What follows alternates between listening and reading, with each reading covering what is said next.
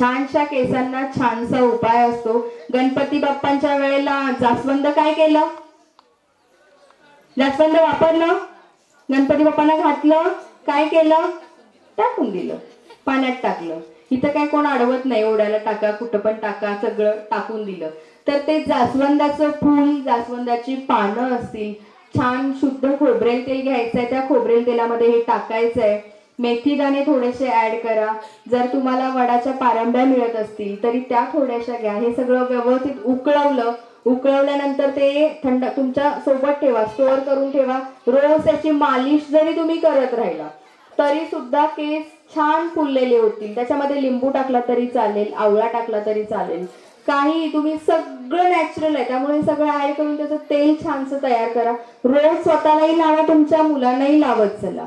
जर चेहरा छान वाटावा असं वाटत असेल, चेहरा छान व्हायला पाहिजे, डाग उठतात, वांग आलंय असं जर काय असेल, केळी खातो आपण, केळी खायची आणि त्याची जी बाहेरची साल आहे ती साल घ्यायची. बघा मी तुम्हाला विकत आणून केळी घ्या पण म्हणत नाहीये, केळी खाऊन त्याची साल घ्यायची आहे. त्या सालीमध्ये थोडीशी तुरटी टाकायची आहे, थोडीशी तुरटी टाकायची आहे. ती केळीची साल घ्यायची आहे, तिला एकत्र स्मॅश करायचं. थोडासा लिंबू पिळा, तो एकत्र स्मॅश करा किंवा मिक्सरला बारीक करा आणि रोज थोडंसं एक आठवड्यातून एकदा हा उपाय करा. महिन्यातून 3 ते 4 वेळा जर तुम्ही चेहऱ्याला लावत असाल.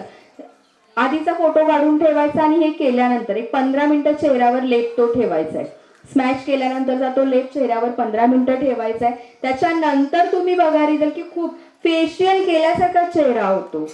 आता फेशियल परवडत नाही, 3-3 हजार रुपयाचं फेशियल झालंय आमच्या कोल्हापुरात. तर एवढं महाग सगळं व्हायला लागले. त्याच्यापेक्षा काय एक केळीची साल घेऊन काय फरक पडतो आपण छानसा उपाय केला तर. आणि सगळ्यात महत्वाचं म्हणजे हसत जर राहिला तर तुम्हाला त्या फेशियलची पण गरज नाहीये. हसल्यानंतर चेहरा आपोआप ऑटोमॅटिक खुलतो, लाल होतो. जर लाल चेहरा करायचा असेल तर तेच मगाशी सांगितलेलं जास्वंदाचं फूल घ्यायचंय, शुद्ध खोबरेल तेल घ्यायचंय, स्वच्छ आणि शुद्ध खोबरेल तेलात त्या फुलं उकळून ठेवायचं आणि ते फक्त चेहऱ्याला झोपायच्या वेळेला मसाज करायचा. ब्लश लावल्यासारखा चेहरा लालसर होतो, खूप छान. गणपतीच्या वेळेला दुर्वा होत्या, जास्वंद होतं, याचा काय उपयोग केला आपण? हे सगळं निर्वाल्य जे होतं ते पाण्यात टाकलं, नाहीतर कचऱ्याच्या डब्यामध्ये टाकलं, बरोबर आहे की नाही? तर हे झाल्यानंतर, घालून झाल्यानंतर दुसऱ्या दिवशी ते टाकून देण्यापेक्षा त्याच जर दुर्वांचा तुम्ही रस करून पिला असतात, मी काय म्हणते वापरलेल्या दुर्वांचा, नव्या पण ताज्या नाही, ताज्या तर उत्तमच आहेत, पण ते टाकून देण्यापेक्षा किंवा पाण्यात टाकून ते पाण्यातल्या पण जीवाला काहीतरी हानी करून देण्यापेक्षा त्या दुर्वांचा जरी तुम्ही रस करून पिला असता तर उष्णता कमी होते. दुर्वांचा रस पिल्याने उष्णता कमी होते, पोटदुखीचा त्रास असेल तोही कमी होतो, स्किन प्रॉब्लेम दूर होतात. जास्वंदाचा पण सेम आहे. जरी त्याच्या पाकळ्या जरी तुम्ही दुसऱ्या दिवशी शिळं झाल्यावर जास्वंदाच्या पाकळ्या जरी तुम्ही चावून खाल्ल्या तरी मूळव्याधाचा त्रास कमी होतो, उष्णता त्यानेही कमी होते. तेलामध्ये ते जरी घातलं असतं तरी चाललं असतं. आता या वर्षी तर काय आम्हाला माहित नव्हतं, पण पुढच्या वर्षी करा. टाकून द्यायचं नाही, व्यवस्थित ठेवायचं, सगळ्याचा पुरेपूर वापर करायचा, सगळ्या गोष्टीचा वापर करायचा. बाकी अजून जर म्हटलं, मी तुम्हाला मूळव्याधाचं सांगितलंय, पोटदुखी जर होत असेल, लहान मुलं जर जेवत नसतील, पोटदुखीचा सारखा त्रास होत असेल तर वावडिंगा माहितीये? वावडिंगा कुठल्याही दुकानात तुम्हाला मिळतात किंवा झाड इथं शेती पण होत असेल कदाचित. वावडिंगा अगदी लहान मुलं असतील तर 5 वावडिंगा, छोटी छोटी जन्माला आलेली जी मुलं असतात 7-8 महिन्याची त्यांनाही चालतं, 5 वावडिंगा थोडा वेळ भिजत घालायचं आणि ते पाणी पाजायचं आणि आपल्या सगळ्यांना 1 चमचा वावडिंगा भिजत घालायचे, त्या कडक उकळवायच्यात आणि ते पाणी जर तुम्ही पिलं तर पोटात जर काही त्रास होत असेल, उष्णता होत असेल तर ती ही वावडिंगाच्या पाण्यामध्ये कमी होते. बाकी शुगर, बीपी सगळीकडे. शुगर जर असेल, गोळ्या औषधं चालू केली असतील तर फक्त टोमॅटो घरात मिळतो आपल्याला, सकाळी 1 टोमॅटो, संध्याकाळी 1 टोमॅटो, टोमॅटो कट करायचा आहे आणि थोडासा तव्यावरती भाजायचा आहे. सकाळी 1 खायचा, संध्याकाळी 1 खायचा. शुगरची गोळी खायची गरज नाहीये, लक्षात ठेवा. मरेपर्यंत खावी लागते, बीपीची गोळी मरेपर्यंत खावी लागते. त्याच्याऐवजी जर हृदयाचे काही त्रास असतील, बीपीचा काही त्रास असेल तर 1 कच्ची लसूण पाकळी, जेवणातली नाही, कच्ची लसूण पाकळी 1 सकाळी फक्त चावून खायची आहे, एवढ्यात बास आहे. मुख दुर्गंधीचा जर काही त्रास असेल तर आंब्याचं पान फक्त चावून खायचंय. बरेच जण एम्प्टी स्टमक असतात, खात नाहीत, पित नाहीत, खूप खूप वेळ पोटात काही जात नाही, त्यामुळे तोंडाचा वास यायला लागतो. तर असं जरी असेल तरी आंब्याचं पान त्याने चावून खायचं, त्याच्यामध्ये सुद्धा मुख दुर्गंधी खूप कमी होते. अजून काही सांगायचंय का उपाय कुठला? पाय दुखतात, पाय दुखत असतील, गुडघे दुखत असतील, बऱ्याच बायकांना खेड्यामध्ये सुद्धा खूप त्रास असतो गुडघे दुखीचा. गुडघे जर दुखत असतील तर बटाटा घ्यायचाय, उकडवायचाय आणि तो स्मॅश करून त्याचा लेप तुम्ही गुडघ्यावरती लावायचाय. बटाटा स्मॅश करून लेप गुडघ्यावर लावायचाय, एक थोडा वेळ सुकू द्यायचा आणि नंतर तो काढायचा. गुडघ्यांना खूप छान रिलीफ मिळते. पाठ दुखत असेल, पाठदुखीचा जास्त त्रास असेल तर आलं घ्यायचंय, आलं उकडवायचं आणि ते पाठीला लेप लावायचा. खूप नंतर तो थोड्या वेळानंतर वाळला, सुकला, रिलीफ वाटलं की नंतर काढून टाकायचं, त्याने सुद्धा कमी होतात. पण जर काही पॉइंट हल्ले असतील, चकती सरकली असेल तर ती काही लेप मध्ये बसणार नाहीये, हे काय ऑपरेशन नाहीये. जर असं काही झालं असेल, गुडघा बदलायला सांगितलं असेल तर ते याच्यामध्ये रिलीफ वाटेल, पण ते तुम्हाला शेवटी त्याला काहीतरी ट्रीटमेंट घेतल्याशिवाय ते कमी येत नाही. ऑपरेशन हा तुम्हाला पर्याय दिला जातो.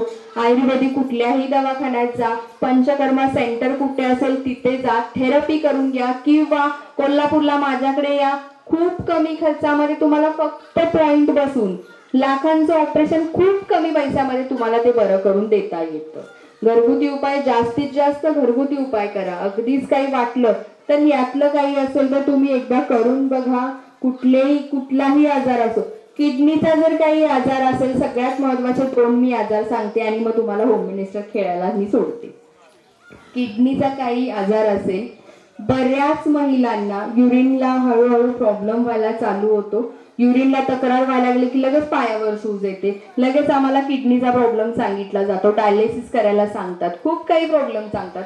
किडनीचा जर काही प्रॉब्लेम होत असेल, एक कांदा घ्यायचा आहे, तो कट करायचा आहे, 3 ग्लास पाणी घ्यायचं आहे, तो कट केलेला कांदा त्याच्यामध्ये टाकायचा आहे, ते कडक उकळवायचं आहे आणि 3 ग्लास पाण्याचा 1.5 ग्लास पाणी करायचं आहे आणि सकाळी अनाशापोटी हा काढा जो आहे तो प्यायचा आहे. कळतंय? 7 दिवस कंटिन्यू करा, 6 महिने तुम्हाला कुठला प्रॉब्लेम होणार नाही. 7 दिवस करा, 6 महिने तुम्हाला कुठलाही प्रॉब्लेम होणार नाही. पण हे व्यवस्थित फॉलो केलं. आज कॅन्सर खूप वाढतोय, म्हणजे महिलांना तर प्रायव्हेट पार्ट पासून ते सगळीकडे कॅन्सर सुरू होतोय. जरा गाठ आली की आम्ही दाबून बघतो, आला की काय, नसलेलं दुखणं उद्भवून घेतो, आला की काय. असं जर काही असेल, गाठ म्हणजे कॅन्सर नसतो, लक्षात घ्या. योग्य तो सल्ला घेणं कळलं पाहिजे. आज तुम्हाला गाठ कुठे जरी आली, बायोप्सी करा, त्यातलं मग ते पाणी काढून घ्या, मग ते टेस्टिंगला द्या, मग कॅन्सर आहे. योग्य सल्ला कुठे घ्यायचा, कसा घ्यायचा हे कळणं गरजेचं असतं. शक्यतो जास्तीत जास्त घरगुती उपाय करा. अगदी काही वाटलं तर तुम्ही माझ्याकडे या, माझी औषधही घेऊ नका. माझ्याकडे नाडी परीक्षण अगदी फ्री मध्ये होतं, मशीनद्वारे होतं. त्याला मी खूप खर्च करून नाडी परीक्षणाला सुद्धा मशीन आणली आहे. 1ही रुपया आम्ही त्या चेकिंगचा घेत नाही. तुम्ही मी म्हटलं ना, माझ्याकडे औषधं सुद्धा घेऊ नका. व्यवस्थित योग्य मार्गदर्शन गरजेचं आहे, योग्य सल्ला गरजेचा आहे. फक्त येऊन नाडी परीक्षण करा, काय झालंय बघा, मग तुम्ही कुठेही जाऊन औषधं घ्या. पण प्रॉपर कळणं गरजेचं आहे. गाठ छोटी असली की ती जाते, काही गाठी चरबीच्या गाठी असतात. असे काही असेल किंवा गर्भाशयात गाठ असते तर गर्भाशयात कॅन्सर झाला असं आपण गृहीत धरतो आणि ते हेवी डोस चालू करतो आणि हेवी डोस चालू करून 1 दिवस. त्यामुळे छोटे छोटे उपाय शक्यतो करा. जर कॅन्सर असं काही वाटत असेल, हळद असते घरात, हळद असते, कच्ची हळद, पक्की हळद, नॅचरल नैसर्गिक हळद घ्या. छोटीशी घ्यायची आहे हळद, त्याच्यावर एक पाण्याचा थेंब सोडून त्याचा गोळा करायचा आहे छोटा. हरभऱ्याच्या डाळी एवढा छोटा गोळा करायचा आहे आणि सकाळी तो कोमट पाण्यासोबत गिळून टाकायचा आहे. 21 दिवस करा. तुम्हाला 7-8 महिने असं कुठलंही 6-6 महिन्याने केलं तरी चालेल. आता हळद खायला काय हरकत आहे ना आपल्याला. दर 6 महिन्यानंतर 21 दिवस केलं तरी चालेल. पण मोठ्या रोगापासून आपण कुठेतरी वाचतो. हे छोटे छोटे उपाय आहेत, छोटे छोटे उपाय करा. आणि आज आम्ही आमच्याकडून दंतमंजन आणलेलं आहे. थोडं ज्याला हवं असेल, दंतमंजन आहे, दंतमंजन टूथपेस्ट आहे, जे आयुर्वेदिक आहे, आयुर्वेदामध्ये प्रथमच आम्ही हे तुमचे दात दुखत असतील, हलत असतील, पडत असतील, लहान मुलांचे दात आत्तापासून किडायला चालू होतात किंवा कीड लागत असेल, काळे पिवळे होत असेल, काही जरी असेल, सकाळी टूथपेस्ट वापरायची आहे, दंतप्रभा टूथपेस्ट, आणि संध्याकाळी दंतमंजन म्हणजे पावडर असते, पावडर घासायची आहे. ती पावडर कधी घासायची तर संध्याकाळी, आणि मधल्या बोटाने ती पावडर घासायची असते. ही पावडर घासल्यानंतर त्याच्या पुढे तुम्ही काही खायचं प्यायचं नाही. म्हणजे जेव्हा तुम्ही झोपणार आहे अशा वेळेला ती पावडर घासायची आहे. त्याचं रिझन असं आहे तर दातामध्ये तुमच्या ती थोडी थोडी पावडर शिल्लक राहते, कारण बोटाने घासतो सगळी निघत नाही, तर त्याच्यामुळे कीड असेल काही जरी असेल तर ते सगळं प्रमाण कमी होतं. आणि ती जी पावडर असते तर ती पावडर पोटात गेल्यामुळे, म्हणजे अगदी जी तुम्हाला वनस्पती माहीत देखील नसतील, तुमरू, माजूफळ आम्हाला ऐकून पण माहीत नाही, तर अशा वनस्पतींपासून हे बनलेलं आहे. तर ते पोटात गेल्यावर पोट साफ होतं, म्हणजे हे पोटाचे पण सगळे विकार असतात ते कमी होतात. जर कुणाला हवं असेल, आम्ही मला वाटतं थोडाच आणल्यात, कारण तुम्ही कोण किती असाल, बायका आमच्या किती खेळात मग्न असतील माहित नाही, मला वाटतं 20-30 फक्त असतील. तर जर कुणाला घ्यायचं असेल, दोन्ही घ्यायचं असेल तर डिस्काउंट दिलाय. काय किती रेट किती आहे? 125 MRP आहे टूथपेस्टची. ब्रश रोज सगळे करताना घरात आपल्याला पेस्ट लागते, गरजेची असते, ती गरजेचीच वस्तू आणली आहे. तुम्ही वापरून बघा आणि ती आरोग्यासाठी योग्य असेल म्हणून आणलेली आहे.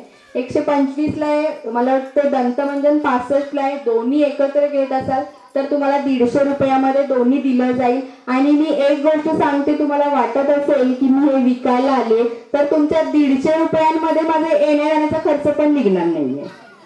म्हणजे एवढी जी माणसं सगळी आमच्या सोबत आली आहेत सकाळपासून, आता त्यांना मला भत्ता द्यावा लागतो. ही पोरं एवढी वनवन करून येतात, फुकट कोणी येणार नाही. मी फुकट तुमच्याकडे येते म्हणून सगळी फुकट येणार नाही, त्यांनाही त्यांचं घर चालवायचं, त्यांना पगार द्यावा लागतो. आणि आम्ही कुठल्याही प्रकारे तुमच्याकडून मानधन घेत नाही.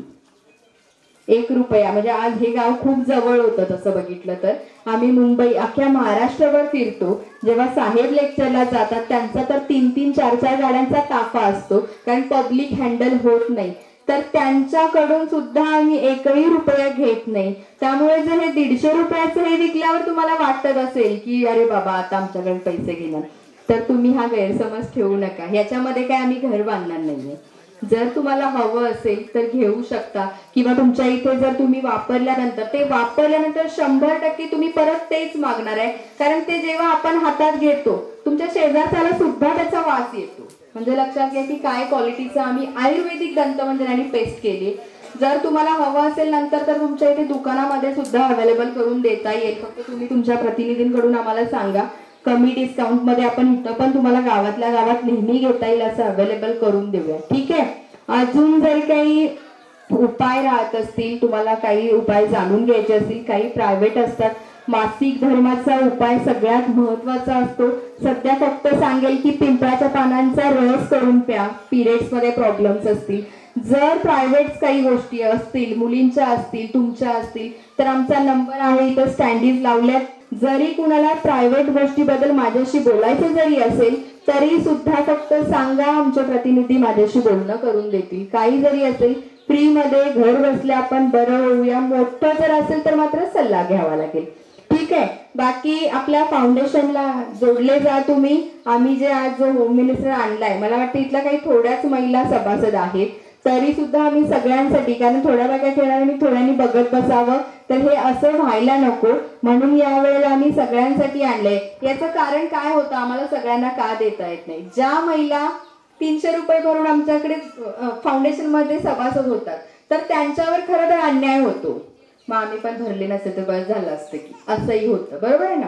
म्हणून सभासद होणं गरजेचं असतं. पण आज तुम्हाला सगळ्यांना आम्ही हा इव्हेंट देतोय.